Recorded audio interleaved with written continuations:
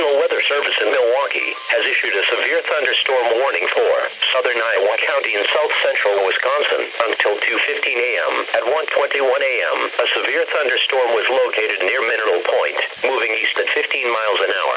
Hazard, quarter-size hail. Source, radar indicated. Impact, damage to vehicles is expected. Locations impacted include Dodgeville, Mineral Point, Barneveld, Ridgeway, Linden, Cobb, Rudy, Allendale, Governor Dodge St. Park, Blue Mount St. Park, Edmond, and London. For your protection, move to an interior room on the lowest floor of a building. Torrential rainfall is occurring with this storm and may lead to flash flooding. Do not drive your vehicle through flooded roadways.